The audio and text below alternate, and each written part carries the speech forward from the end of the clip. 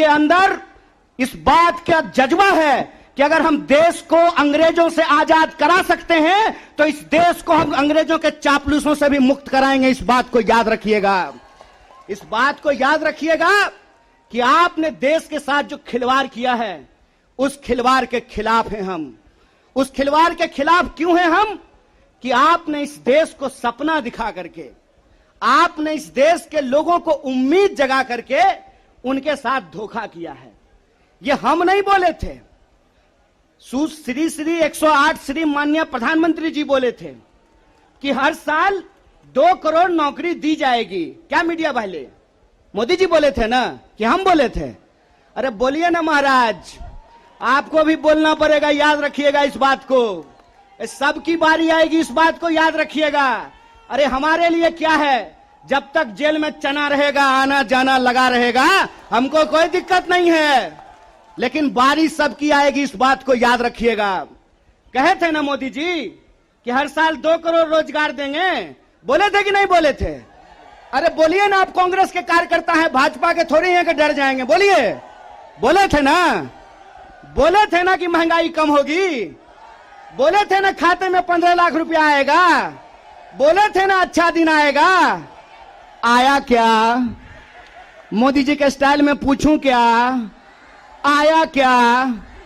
अब नया जुमला आया है।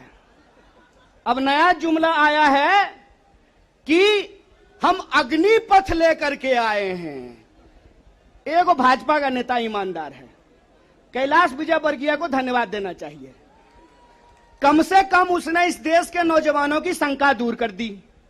उन्होंने बता दिया भाजपा की नई योजना है तैयार, भाजपा ऑफिस में सभी नौजवान बनेंगे चौकीदार।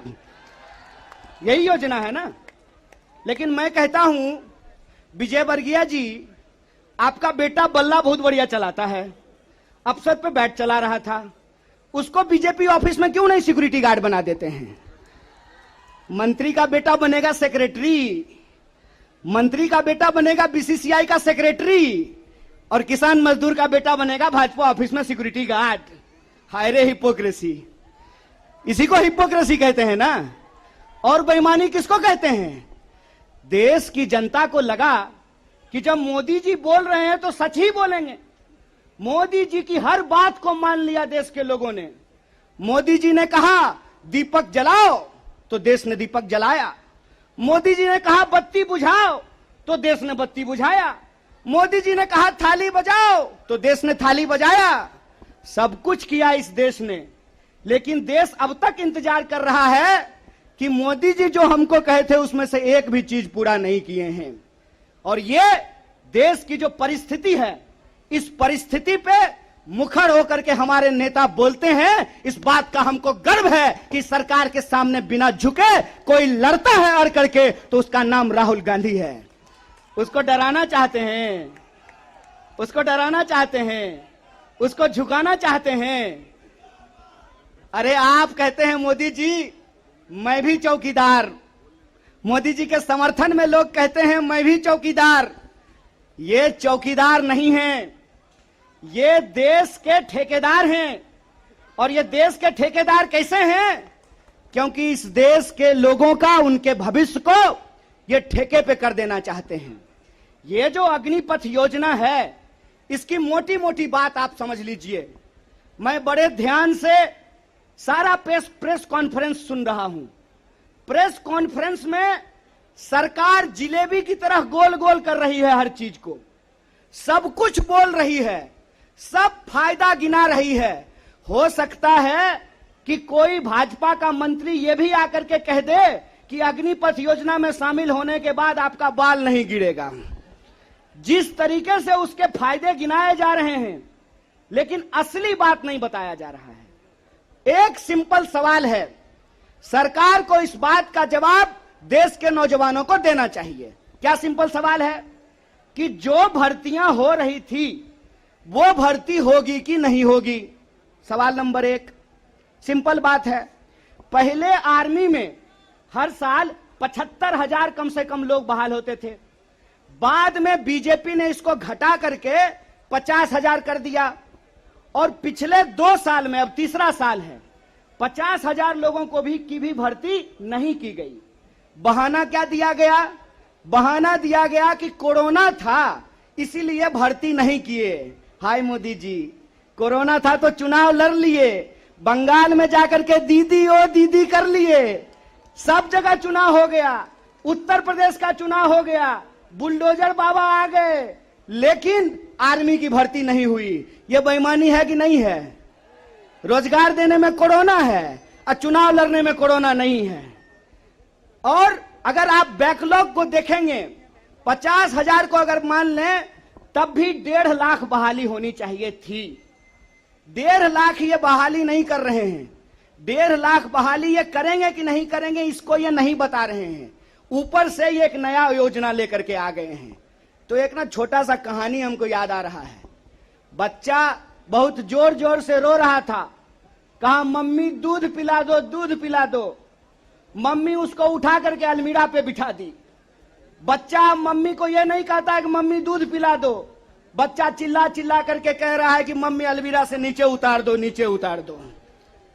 लोग मांग रहे थे हर साल 2 करोड़ नौकरी, इन्होंने हर साल 2 करोड़ नौकरी नहीं दी, ऊपर से एक नया योजना लेकर के आ गए हैं। पूरा का पूरा भाजपा के तंत्र को उसमें लगा दिए हैं कि आप बताइए कि अग्निपथ के क्या फायदे हैं। अरे सिंपल सी बात है, बिहार में एक कहावत है, नहाया हुआ शरीर और खाया हुआ शरीर नहीं छुपता है। जो चीज अच्छी होती है उसका फायदा बताने का जरूरत नहीं होता है। जो चीज में कोई खराबी होती है उसका खराबी छुपा करके, आपके घर पे कोई सामान बेचने के लिए आता होगा तो उस सामान का सब कुछ अच्छा अच्छा ही बताता होगा। आप ट्रेन में जब जाते होंगे, बस में जाते होंगे, तो जब जूसर बेचने वाला आता है तो एक संतरा से आपको 1 गिलास जूस निकाल करके दिखाता है, और वही जूसर जब आप घर पे लेकर के जाइएगा तो आधा गिलास जूस भी आपको आपके घर में नहीं निकलेगा। ये जो बेचने की मानसिकता होती है, इस बेचने की मानसिकता के खिलाफ हैं। ये सत्याग्रह 2 लोगों के बीच में है। जावेद अख्तर ने लिखा है, इस एक हमारी एक और उनकी मुल्क में है आवाजें दो आवाज है। एक वो आवाज है जो इस देश को बेचना चाहता है, वो देश के सरकार में बैठे हुए हैं। एक वो आवाज है जो देश को बचाना चाहता है, वो सड़कों पे खड़ा है, वो जंतर मंतर पे बैठा हुआ है, वो सत्याग्रह कर रहा है। और ये सत्याग्रह हम इसलिए कर रहे हैं कि सरकार के झूठ को हम समझ रहे हैं। झूठ क्या है इनका? झूठ है कि ये लोग परमानेंट बहाली को बंद करने जा रहे हैं। परमानेंट बहालियां नहीं होगी। अगर ये परमानेंट बहाली करना चाहते हैं तो सिर्फ सेंट्रल गवर्नमेंट में 28 लाख पोस्ट खाली है। ये परमानेंट बहाली बंद करके ठेकाकरण के फायदे देश को समझा रहे हैं। जब भी देश में कोई ठेकाकरण किया जाता है तो सिर्फ उसका फायदा ही फायदा बताया जाता है।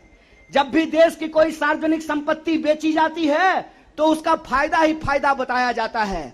लेकिन इस बात को याद रखिएगा कि देश में अगर सारी सार्वजनिक संपत्तियों को बेच दिया गया तो देश का क्या होगा। एक बार आप इस बात पे विचार कीजिएगा कि अगर एयर इंडिया नहीं रहेगा, अगर नहीं होगा एयर इंडिया, तो क्या करेंगे ज्योतिरादित्य सिंधिया? समझना है कि नहीं समझना है?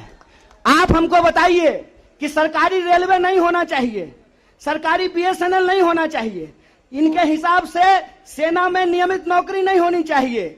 जब सब कुछ सरकारी नहीं होना चाहिए तो सरकारी प्रधानमंत्री लेकर के ढोल बजाएंगे? फिर सरकारी प्रधानमंत्री भी क्यों होना चाहिए? सरकारी संसद भी क्यों होना चाहिए? देश का मतलब होता है देश की राष्ट्रीय संपत्ति, देश का मतलब होता है देश की राष्ट्रीय सेना, देश का मतलब होता है देश के लोगों का सम्मान। इसीलिए मैं आप तमाम लोगों से यह आग्रह करने के लिए आया हूं, कांग्रेस पार्टी की लड़ाई सिर्फ अपने नेता को बचाने की लड़ाई नहीं है। कांग्रेस पार्टी की लड़ाई इस देश को बचाने की लड़ाई है। वो देश जिस देश को गांधी ने बनाया है, जिस देश को नेहरू, मौलाना अबुल कलाम आजाद ने बनाया है, उस देश को बचाने की लड़ाई है। कांग्रेस पार्टी को लेकर के भाजपा लगातार प्रचार करती है कि अगर कांग्रेस किसी चीज का विरोध कर रहा है तो सही होगा। तो आप बताइए, हम भाजपा का विरोध करते हैं, देश के संविधान का समर्थन करते हैं, और उस संविधान को हमने बनाया है, कांग्रेस पार्टी ने बनाया है। इसीलिए कहावत कही जाती है, जाके पैर न फटे विवाई, वो का जाने पीड़ पड़ाई। जो पार्टी देश को आजादी दिलाई है, वही पार्टी इस देश की आजादी की रक्षा कर सकती है। इसी आशा